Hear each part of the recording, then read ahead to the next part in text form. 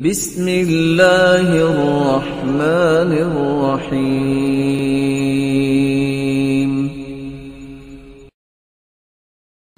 اگر بدگمانی کی مرض کسی کی طرف آ جائے، علاج کیسے ہو سکتا ہے؟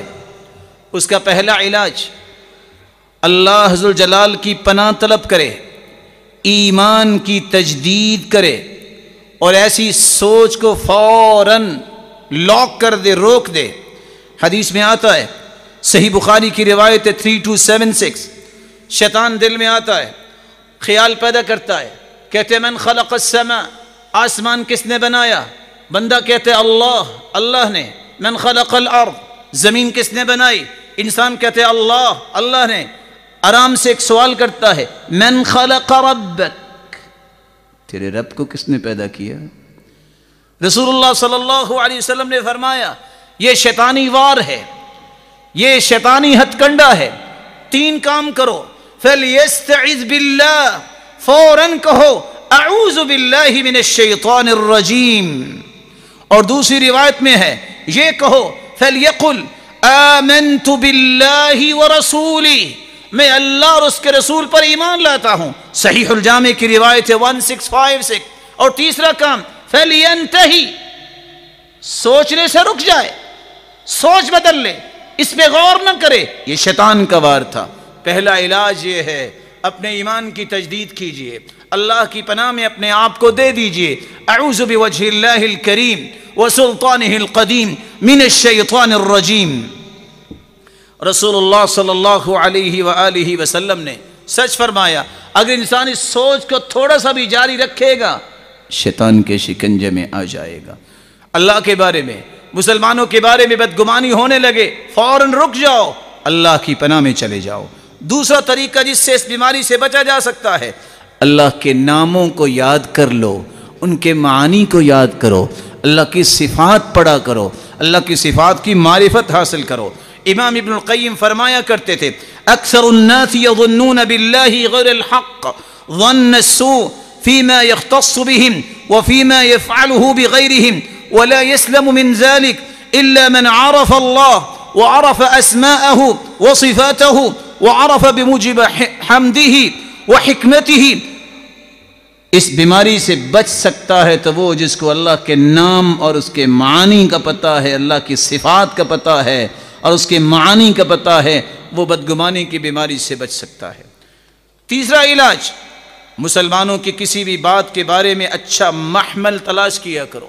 عمر بن خطاب رضی اللہ تعالی عنہ فرمایا کرتے تھے، لا يحل لامرئ مسلم سمع من اخیہ کلمۃ، کسی مسلمان کے لیے جائز نہیں کہ وہ کسی مسلمان کا کوئی کلمہ، کوئی بات سنے، ان يظن به سوءا، اسے بدگمان نہیں ہونا چاہیے، وهو يجد لها في شيء من الخير مخرجا، اس کی اچھی تعویل اگر کر سکتا ہے تو اچھا مخرج اس کا نکالے۔ اور عبداللہ ابن عباس رحمہ اللہ فرمایا کرتے تھے، میں بلغنی عن اخ مکروہ قط، جب بھی میرے کسی مسلمان بھائی کی طرف سے کوئی بری بات مجھے پہنچی، کوئی بھی ایسا مسئلہ ہوا، الا انزلتہ احدى ثلاث منازل، میں نے اس کو 3 درجے دیے۔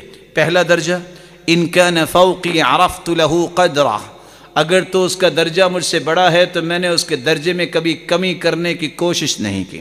وَإِن كَانَ نَظِيرِي تَفَضَّلْتُ عَلَيْهِ، اور اگر میرے برابر کا تھا جس کی بات مجھے پہنچی تو اس نے تو یہ بات کر کے اپنا درجہ کم کر لیا، میں اپنے درجے کو باقی رکھوں گا۔ وَإِن كَانَ دُونِي لَمْ أَحْفِلْ بِهِ، اگر وہ مجھ سے چھوٹے درجے والا ہے تو پھر تو مجھے غور کرنے کی ضرورت ہی نہیں ہے۔ هَذِهِ سِيرَتِي فِي نَفْسِي فَمَنْ رَغِبَ عَنْهَا فَأَرْضَ اللَّهِ وَاسِعَةٌ، وہ کہا کرتے تھے یہ ہوں میں سب کے سامنے ہوں، جیسا بھی ہوں، اگر میں پسند نہیں تو اللہ کی زمین وسیع ہے، کسی اور سے محبت کر لو، میں اپنے رب سے ہی التجا کروں گا کہ مجھے اللہ اور اچھا بنا دے۔ تیسرا علاج، سوء ظن اور بدگمانی کا کوئی شکار ہو جائے تو اس کو علاج یہ کرنا چاہیے، ایسے لوگوں کے ساتھ نہ بیٹھے جن کی عادت ہی بدگمانی ہے، ایسے لوگوں سے پرہیز کرے۔ ابو حاتم بستی فرمایا کرتے تھے، الواجب علی العاقل ان يجتنب اہل الریب لئلا يكون مریبا فكما ان صحبة الاخیار تورث الخیر كذلك صحبة الاشرار تورث الشر. عقل مند کے لیے یہ لازمی ہے کہ وہ ایسے لوگوں کا ساتھ اختیار کرے جو اچھا گمان رکھنے والے ہیں. اسے ایسے لوگوں کے ساتھ نہیں دینا چاہیے، اس کے ساتھ نہیں بیٹھنا چاہیے جو اس طرح کی بدگمانی پیدا کرتے ہیں. جس طرح اچھی صحبت اچھے اثرات پیدا کرتی ہے، بری صحبت برے اثرات پیدا کرتی ہے. اگلا علاج جو بدگمانی کا شکار ہے اس کے لیے 5واں علاج یہ ہے، شکوک و شبہات والی جگہوں سے اپنے آپ کو محفوظ کر لے.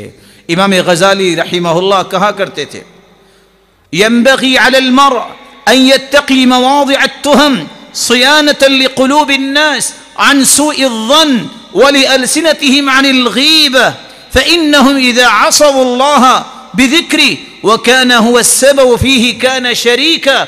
مومن کے لیے یہ ضروری ہے کہ ہر ایسی جگہ سے اپنے آپ کو بچائے جہاں سے تہمت لگ سکتی ہے، جہاں سے باتیں ہو سکتی ہیں. باتیں کرنے والے کریں گے اس گناہ میں یہ بھی شریک ہوگا. اس لیے رسول اللہ صلی اللہ علیہ وآلہ وسلم جب ان کو سیدہ صفیہ اعتکاف میں تشریف لائیں ان کو ملنے کے لیے، جب واپس جانے لگی تو آپ الوداع کرنے کے لیے باہر نکلے.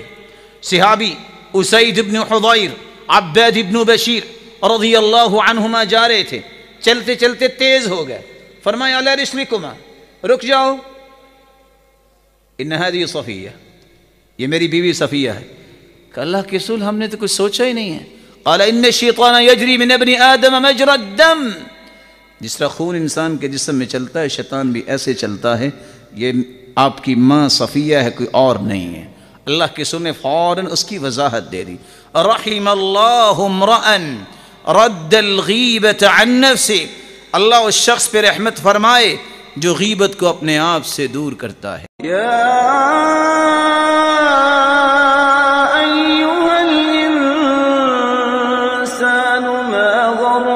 بربك الكريم